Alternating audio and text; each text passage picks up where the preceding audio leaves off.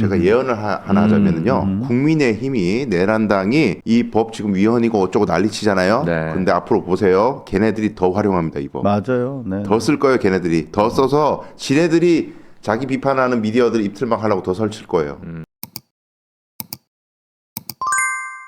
자, 일단은 저희가 청와대 소식도 오늘 재미난 게 많이 있습니다만 살짝 좀 뒤로 미뤄야 할 것이 국회 본회의가 네. 열려서 필리가 끝났어요. 그리고 정보통신망법 네. 이제 약칭 네, 약칭이죠. 망법이 통과가 됐습니다. 네. 자, 요 변호사로서 의미 한번 좀 부여를 해주신다면. 일단은 뭐 과거부터 계속 논란이 되었던 뉴미디어로 세상이 이제 전환돼가는 과정에서 정보가 빠르게 전달되는 것도 순기능이 있지만 그렇지. 조작되고 왜곡된 정보들이 무비판적으로 양산되는 상황을 이걸 어떻게 규제할 것인가 논란이 있어 왔는데 어쨌든 간에 손해배상을 우리는 항상 이제 전보라 그래서 전보 어려운 말인데요. 구멍을 메우는 식이에요. 내가 요만큼 손해 보면 그 구멍만 메워주면 돼. 구멍만큼 땜빵하는 수준. 네, 땜빵이 우리 법제도예요. 근데 이걸 넘어서서 땜빵 아니다. 땜빵에 곱하기 5. 받은 손해만 메워주는 게 아니라 곱하기 5 정도는 돼줘야 그래서 겁먹어서 안 하지 않겠느냐. 그래야 징벌적 효과가 있다. 그렇죠. 그걸 이제 도입을 한 거고요. 이제 원칙을 이제 깬 거고. 그다음에 이제 더 중요한 거는 이제 헤이트 스피치라고 그러죠. 이제 혐오 발언. 너무 싫어. 인종이나. 내가 싫다고 혐오성 발언을 했네. 어, 이런 내가 너무 좋아. 그런 이제 다른 이제 뭐라 그럴까 다색 인종들이 살고 있는 그런 국가에서는 이미 예전부터 많이 제도화가 됐던 건데 우리는 의외로 그런 거에 대해서 규제가 없었고 맞아요. 표현의 자유가 네. 어떤 부분에서는 특이하게 좀 개방돼 있었던 상황이야. 그렇죠. 네. 그러다 악용하는 보니까- 세력들 때문에. 그러다 보니까 오히려 우리가 인종차별적인 사고를 더 가지고 있는 네. 맞아요. 그런 현상이 일어나서 이제는 새롭게 법제도 만든다는 논의가 있었고 다행히 이제 이번에 그게 들어갔어요. 근데 이제- 그 과정에서 이제 뭐 너무 경고가 기니까 아주 심플하게 말씀드리면 국회에서 언론 개혁 차원에서 진행하던 것이 있었는데 네. 이게 이제 너무 전면적으로 언론과의 적대적 관계를 구성할 수밖에 없어. 네. 정무적으로 안 좋았어. 그래서 문재인 정부 때도 못했어. 근데 다시 이걸 하려고 그랬어. 네. 언론개혁 특위에서. 근데 대통령이 꼭 그거 말고라도 당장 할 수 있는 거 하자. 라면 이제 방금 말씀하신 정보통신 어떤 그 발달의 폐해로 제기됐던 명백한 조작, 뭐 AI, 가짜 정보, 의도성 있는 네. 악의적인 뭐 이런 것들을 네. 언론사든 뭐 아니든 상관없이 누구든 망 이용자들이 그걸 했을 때 제재하는 법이 필요하다. 네. 라는 취지로 재차 3차 강조를 했죠. 그렇죠. 그래서 이제 민주당에서 요거 가서 봐. 요거를 하긴 해야 되는 반대가 많고 요거는 너무 급하고 시급하고 중요한데 해서 이제 이렇게 하다 보니까 스텝도 엉키고 그 과정에서 이제 주도 세력인 최민희 의원이 언론이랑 또 척지고 그러면서 필요 이상의 반발을 불러일으켰어요. 그래서 실제로 이 통과된 법을 정리해 드리면 이 정도는 필요한데? 라고 생각하실 텐데 언론이나 시민사회는 상당히 우려하고 있죠. 우려가 커요. 근데 먼저 결론을 말씀드릴게요. 네. 저랑 허지영 기자는 기자 생활 대부분을 탐사 프로, 고발 기사 뭐 이런 것들을 써가지고 소송을 많이 걸린 사람들이야. 허지영 기자 찬성합니까 반대합니까? 저는 국회 앞에서 1인 시위도 했었어요. 찬성한다고. 제발 좀 통과시켜. 저도 물어봐 주세요. 선배는 당연히 찬성하실 것 같은데. 저는 네. 대한민국에서 기사 써서 가장 많이 소송 걸린 사람이에요. 176번. 근데도 저는 찬성해요. 왜? 공익적 관점에서 최대한 팩트 체킹하고 네. 그리고 정확한 언론의 입장에서 국민의 알 거를 위해서 쓰면 재판 과정은 피곤하고 힘들지 모르지만 꼭 이긴다는 신념이 있어요. 아무리 썩어빠진 재판부라 할지라도. 물론 삼성이랑은 해서 졌어. 삼성은 법을 휘게 만드니까. 그렇잖아. 실제로 팩트 체킹 열심히 네, 하고 두렵잖아요. 공익적 관점에서 쓰면 문제될 거 없어요. 네. 그리고 요게 그 까다로운 숙제는 하나 남은 것이요. 뭔가요? 이제 실제로 이게 법이 이제 내년 6월부터 시행이 되면은 6개월 유예가 있죠. 네, 내년 6월부터 시행이 되면은 이제 고소나 민사 소송이 크게 늘 것 같긴 합니다. 그럼 우리 같은 사람들도 다 적용받는 법이기 때문에 이제 뉴미디어마다 뭐 예를 들어 가지고 우리 쪽에 적대적인 사람들도 있잖아요. 그 사람들은 우리 방송 쇼츠 잘라서 돌아다니는 거 보고 하나하나 막 또 끈끈이 이제 걸고 막 그럴 수는 있겠죠. 근데 그럴 때마다 이제 과거의 수사기관들의 행태를 보면은 뭐 이게 새롭게 처벌되는 게 아니고 과거에도 명예훼손은 처벌이 됐죠. 그럼요. 근데 명예훼손 사건 수사하는 방식을 보면 언론인을 앉혀놓고 수사를 하는데 자 본인이 한 이야기 근거가 뭐냐 이렇게 묻는단 말이에요. 그러면서 저 취재했습니다. 크로스 체크했습니다. 그 취재원을 밝혀라. 누구한테 들은 얘기인지 밝혀. 우리 헌법상 취재원 비니권이라고 취재원을 숨길 수 있는 권리가 있는데 밝히래. 취재원 얘기 안 해? 조작했네. 뭐 이런 식으로 몰고 가는 사례들이 적지 않게 있었단 말이에요. 근데 이게 이제 앞으로도 좀 까다로운 부분이에요. 수사기관이 이걸 악용해가지고 취재원 얘기 안 하면 다 조작이야. 이런 식으로 몰고 갈 염려도 있다. 자, 예. 좋습니다. 그래서 사실 저한테 만약에 이 법에 대해서 네. 청문 과정에서 의견을 구했다고 한다면 네.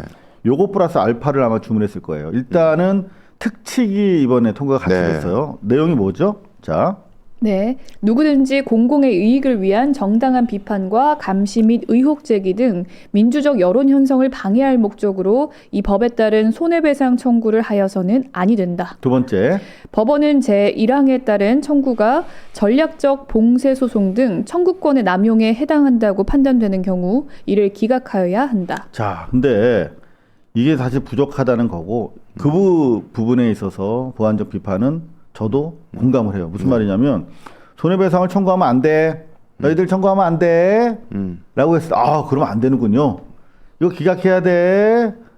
그래서 기각할지 안 할지 판단하기 전에 힘세고 돈 많은 것들이 재판부에 영향을 어떤 식으로 미치려고 하겠지. 네. 그래서 실제로 세 번째 사망으로 이 무고라든가 이런 봉쇄 그 소송에 대한 책임을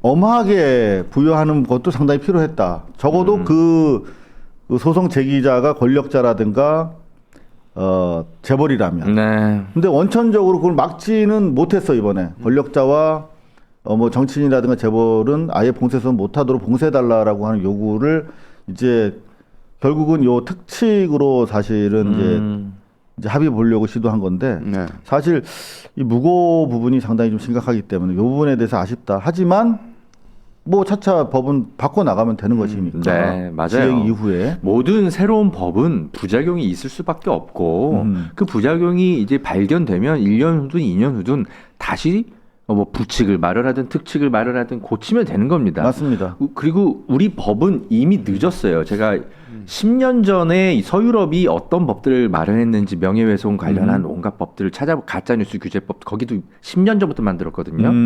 거기는 왜 그러냐면 우리보다 훨씬 강화한 법들이요. 프랑스, 영국, 독일 다 마찬가지인데 거긴 특히 이주자들에 대한 혐오, 가짜뉴스 거기는 이주자들이 이게 사회 문제가 굉장히 크잖아요. 막 테러도 벌어지잖아요. 심지어. 네. 그러다 보니까 그거에 대한 가짜 뉴스에 대한 사회적 폐해가 너무 심한 거예요. 특히 그 중요한 선거 앞두고. 네. 그래서 거기 서유럽 이제 이 시민 사회에서는 이런 거에 대한 인식이 우리보다 10년 빨랐던 없어요. 거예요. 그렇지. 그래서 거기는 그런 인권 선진국들조차도 이미 10년 전에 다 만든 법이에요. 다만 우리나라는 약간 이제 그렇게까지 막 우리가 막 테러 뭐 위험 뭐 계엄 내란 이런 것까지 걱정할 정도의 나라는 아니었기 때문에 덜 시급했지 예, 사실은. 이 법이 네. 좀 뒤로 밀려난 건데 사실 우리가 오히려 글로벌 스탠다드에 10년 늦게 동참하는 겁니다. 가짜뉴스 맞아요. 규제법에. 네네네. 그런데도 부작용이 있을 수 있죠. 맞아요. 그러면 그건 그때 가서 일단 확인을 더 해가면서 법을 새로 고치면 되는 것이지. 뭐 이미 늦어도 글로벌 스탠다드에 10년이나 늦었는데 자, 실제로 언제까지 보면 걱정만 할 거냐. 이게 내란당에서 그 유체 이탈 합법에 정말 극단을 보여주는데 네. 이거 입틀막 법안이다. 슈퍼 입틀막법이라고 언론이 또 받아쓰기 하고 입틀막 있습니다. 정권의 그 진짜 그 주구들이 입틀막이라고 하는 워딩을 써서 이거를 그러니까. 강화하는 거 보면서 얘네가 뭐 있다. 실제로 법을 보면 쟤네가 저렇게 정색을 하고 반대하는 것은 저는 요거 같아요. 요거 뭐냐면 이 이제 허위 정보와 조작 정보에 대해서 허위 정보는 허위 정보, 내용의 전부 또는 일부가 객관적 사실에 부합하지 아니하는 정보. 그리고 또 조작 정보가 심하죠. 네, 조작 정보, 내용을 사실로 오인하도록 조작 변형된 정보. 그러니까 이런 것들이 의도성을 가지고 이제 공격을 했을 때 처벌받는 건 당연한데 요거 때문에 그래요. 6-3 때문에. 네. 요거. 차별과 증오 정보, 인종과 국가, 지역과 성별, 장애와 연령, 사회적 신분과 소득 수준 또는 재산 상태 등을 이유로 특정 개인이나 집단에 대한 폭력이나 차별을 선동하거나 증오심을 심각하게 조장하여 네, 인간의 바로 이겁니다. 네. 요거를 지금 뭐 협중이나 그리고 뭐 2차 가해하고 하는 것들 요 이준석도 딱 걸리죠. 그러니까요. 네. 그래서 저들이 아주 반대를 하는 건데 바로 요게 허지영 기자가 좀 전에 말씀하셨던 선진 유럽 네. 국가들이 이미 10년 전에 채택한 네. 내용 아닙니까? 그렇습니다. 네. 언론은 요 앞단 가지고 지금 난리인데 제가 예언을 하나 하자면은요. 국민의힘이 내란당이 이 법 지금 위헌이고 어쩌고 난리치잖아요. 네. 근데 앞으로 보세요. 걔네들이 더 활용합니다 이 법. 맞아요. 네. 더 쓸 거예요 걔네들이. 더 써서 지네들이 자기 비판하는 미디어들 입틀막 하려고 더 설칠 거예요. 네. 네. 여하튼 그 향후 이제 유예 기간도 6개월 있고 그 과정에서 좀 더 좋은 아이디어가 나온다면 그리고 막 그런 식으로 내란당이 막 이제 봉쇄 소송을 무차별적으로 한다라고 하는 것들이 확인되면 네. 이제 추가적으로 아주 따끔한 매운맛을 볼 수 있도록 법원의 역할이 굉장히 중요해요. 진짜 좋은 판례들을 남겨야 돼요. 일단 오늘은 뭐 요즘에 조국 개혁신당은 또 뭐야? 조국 혁신당. 네. 합쳐졌네. 네. 요건 제가 한 게 아니라 기사에 오는 예. 거니까. 요걸 또 우리 일부 저 의원님들은 듣구형님 같은 분들은 네.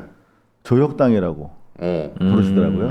근데 조국혁신당에서 절대 그렇게 부르지 말아달라고 했다는데 글쎄요, 저도 조국당은 괜찮고 조혁당은 안 되고 이런 거. 그 짧은 말은 혁신당 또는 조국당도 안 되는 혁신당으로 불러달라는 혁신당으로. 그러니까 조혁당이라고 부르지 말아달라고 합니다.